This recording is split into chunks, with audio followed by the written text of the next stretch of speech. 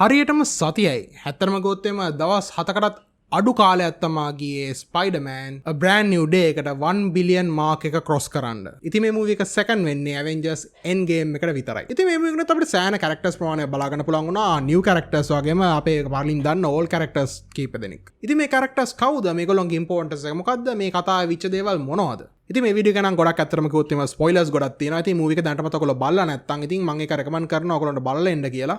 So consider this your spoiler warning.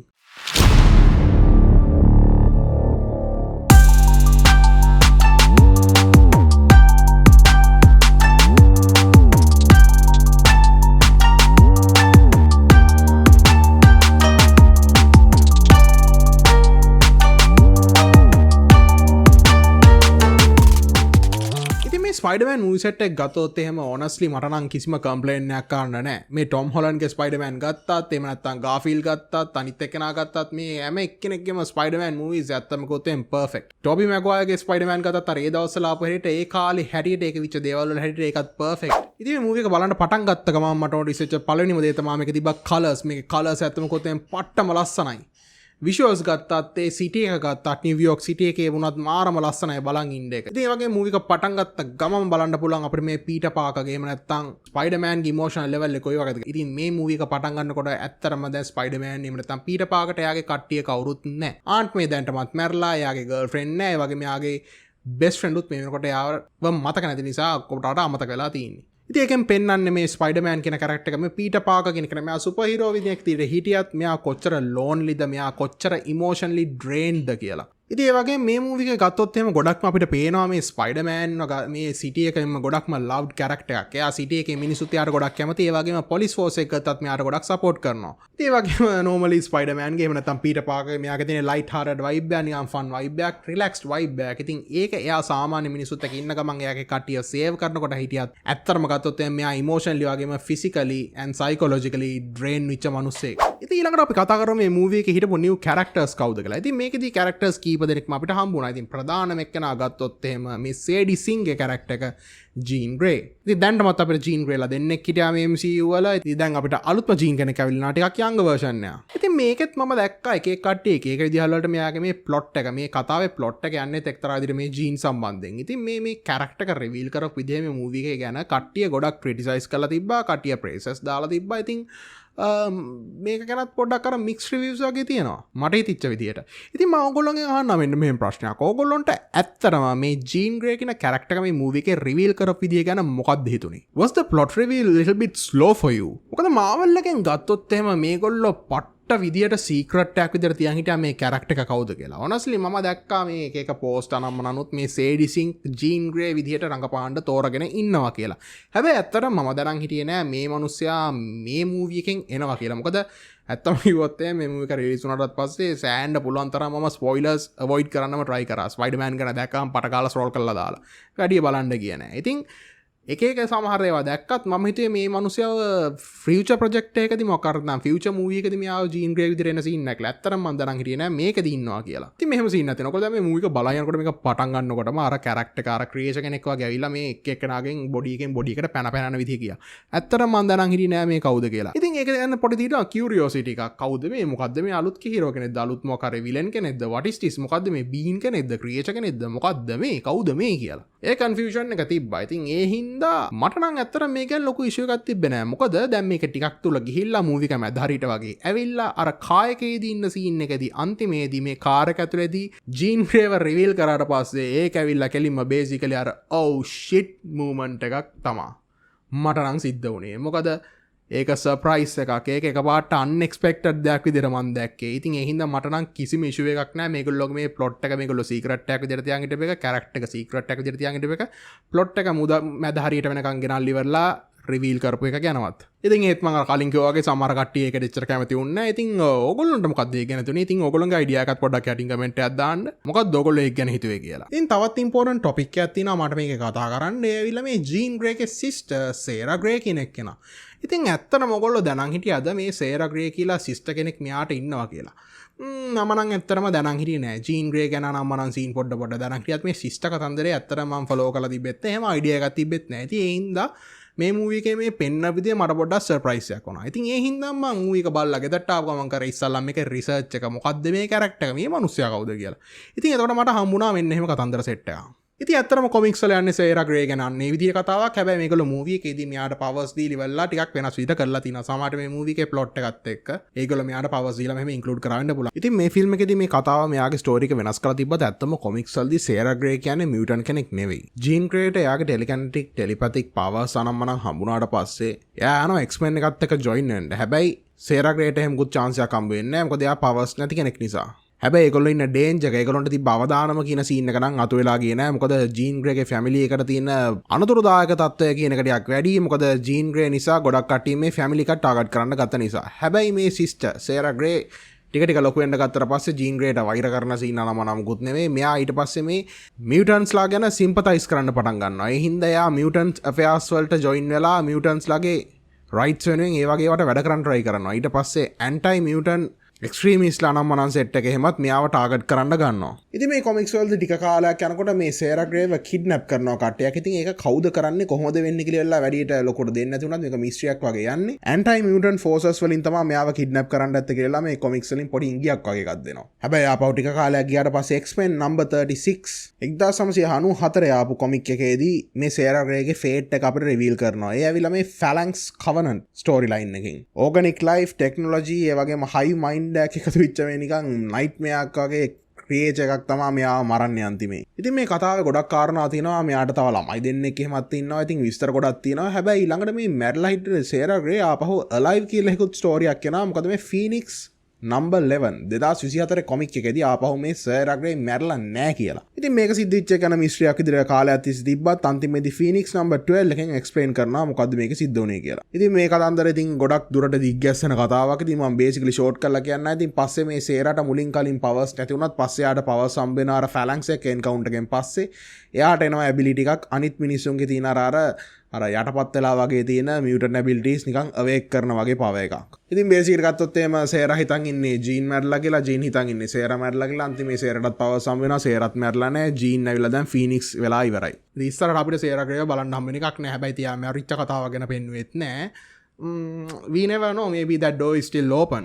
ඉතින් ඒ දෙන විතරක් නෙවෙයි තව අලුත් new characters දෙකකුත් අපිට MCU එකෙන් reveal කරා. ඒ තමා Scorpion ඒ වගේම Tombstone. ඉතින් Scorpion Tombstone මේගොල්ලෝ ගැන ඔයගොල්ලෝ අහලත් ඇති. Scorpion කියන්නේ ඇත්තටම Spider-Man ගේ ඉන්න main villain කෙනෙක්. එයා ඉන්නවා අර Sinister Six එකේ එහෙම animated versions එහෙම cartoons ඔයගොල්ලෝ බලලා තියෙනවා නම් ඔයගොල්ලෝ මතක ඇති මේ Scorpion. ඉතින් Scorpion එක නම් මේ movie එකේ fight scene කීපයක්ම තිබ්බා. ඇත්තටම කිව්වොත් එහෙම දෙකක්. ඉතින් අර දෙවෙනි fight එක ගත්තොත් එහෙම ඒ fight එක ටිකක් advance විදිහට මෙයාගේ අර mutation මතුවෙච්ච scene එකෙන් තමයි ඒ fight කරේ. ඉතින් මම mutations ගැන තව පොඩ්ඩකින් වෙනම කතා කරනවා. එතකන් මේ ෆයිට් එකේදී ඉතින් අපිට බලා ගන්න පුළුවන් මේ ස්පයිඩර්මෑන් ගේ ෆුල් පවර් එක කොයි වගේද කියලා. මෙයාගේ අර අන්ෆිල්ටර්ඩ් මෙයා අර පුල් බෑක් කරන්නේ නැතුව ෆුල් පවර් එකෙන් ෆයිට් කරද්දී ආ කොච්චර ස්ට්‍රෝං කැරක්ටර් එකක්ද කියලා ඉවරලා අන්න එතෙන්දී අපිට බලා ගන්න හොඳ chance එකක් හම්බුණා. ඒ වගේම Tombstone ගත්තොත් එimhe Tombstone ගෙනන් තිබ්බේ අත්තර මේ චූටි නිකන් විනාඩියක විතර වගේ පොඩි සීන් එකක් නිසා ඉතින් එච්චර මේක ගැන කතා කරන්න දෙයක්වත් නැහැ. හැබැයි මේක දිහා බැලුවාන් පස්සේ මේ කැරක්ටර් එක කොමික් බුක් එකත් එක්ක මේ කැරක්ටර් එකට තෝරගත්ත මේ මිනිස්සයා මේ ඇක්ටර් එකට සාධාරණයක් කරා කියලාත් හිතනවා.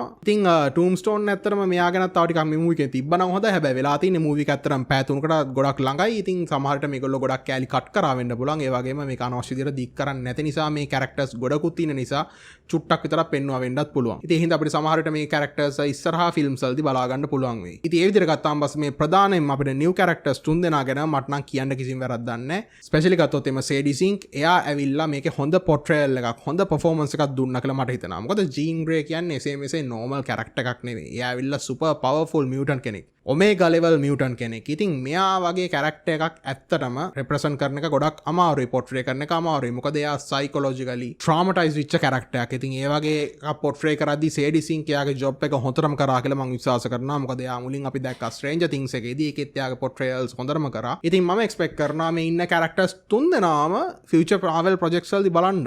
ඊළඟට අපි මේක හිටපු පරණ characters අපි දැන්ටම දන්න කට්ටිය. ප්‍රධානම කෙනෙක් තව හිටපු මේකේ Yelena. ඉතින් ඇත්තම කිව්වොත් එimhe Yelena මේ මූවිකට ඉන්ක්ලූඩ් කරවෙ ගන්න මට නම් එච්චර ලොකු විශේෂත්වයක් ඇත්තෙත් නෑ. මොකද එයා නිකන් අර මොකද්ද whatever the think that is එක ස්පා එකක්ද බාත් හවුස් එකක් ඉඳලි වෙලා යාගේ පොඩි පොඩි සීන්ස් කියපේ ඇත්තේ මේ ඇත්තටම යෙලේනාව ඉන්ක්ලූඩ් කිරීමේ අවශ්‍යතාවයක් නැහැ. ඉතින් සමහරවිට මේගොල්ලෝ මේ Marvel movies ඔක්කොම නම්මනම් සීරීස් නම්මන එකට කනෙක්ට් කරන කතන්දරෙත් එක්ක මෙයාව නිකන් බොරුට ඇඩ් කරා වෙන්නත් පුළුවන්. ඉතින් ඒක ඇත්තටම ඉම්පෝටන්ස් එකක් නෑ වැඩිය මට නම්.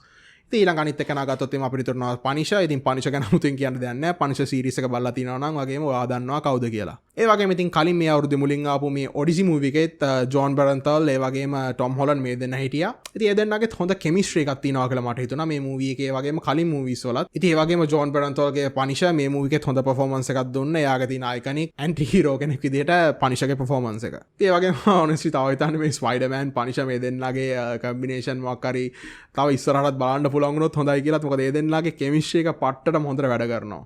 And finally, one of the most important characters, the Hulk. ඉතින් Hulk unfiltered original the rage monster ආපුසරකට බලන්න chance එකක් හම්බුණා අවුරුදු ගානකට පස්සේ. ඉතින් මේක තමයි ඇත්තම ගෝත ඔරිජිනල්ම Hulk. ඉතින් thanks MCU for giving us that original unfiltered Hulk. ඉතින් ඇත්තටම රේජ් එක වැඩි වෙන්න සයිස් වෙන අර angry smash කරන Hulk අපිට බලන්න හම්බුනේ මේකෙන්. ඒ කියන්නේ තවදුරටත් අර Avengers වලට තිබු අර pussified version of Hulk එක තවදුරටත් නැති වෙන්න පුළුවන්. ඉතින් මෙහෙම සීන් එකකුත් තියෙනවා. සමහර ඔයගොල්ලෝ මේක දැක්කත් දන්නේ නැහැ. එක්තරා ඉන්ටර්විව් එකකදී රූසෝ බ්‍රදර්ස්ලා මෙන්න මෙහෙම කතාවක් කියනවා. ඒගොල්ලෝ කියනවා මේ ඇයි මේ Hulk ඒගොල්ලෝ ගොඩක් අර power down කරලි වෙලා මේ විදිහට නිකන් Avengers එකේ දුන්නේ කියලා. Oh, we nerfed the Hulk. We nerfed him.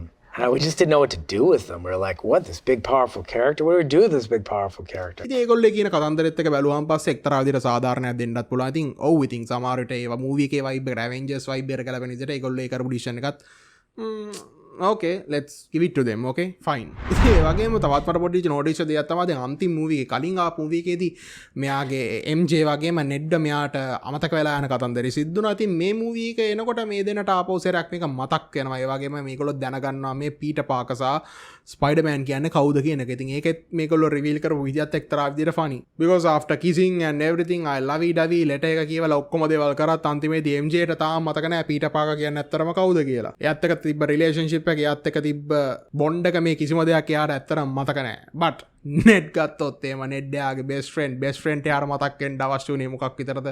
අර ඒගොල්ලෝගේ secret handshake එක විතරමයි. so boys ඔයගොල්ලෝ මතක තියාගන්න bros before hoes. එකෙක් කාලා දෙකෙක් කෙල්ලෝ මතු වෙනවා එකෙක් ගෑනු මතු වෙනවා. ඉතින් එකෙක් කට්ටියගේ කාල් සෙට් වෙනවා. ඒත් ඔයගොල්ලෝ මතක තියාගන්න boys ලා අනිවාර්යෙන් bros ලට charter වැඩ කරන්න එපා. because bros are the ones that stay in the end.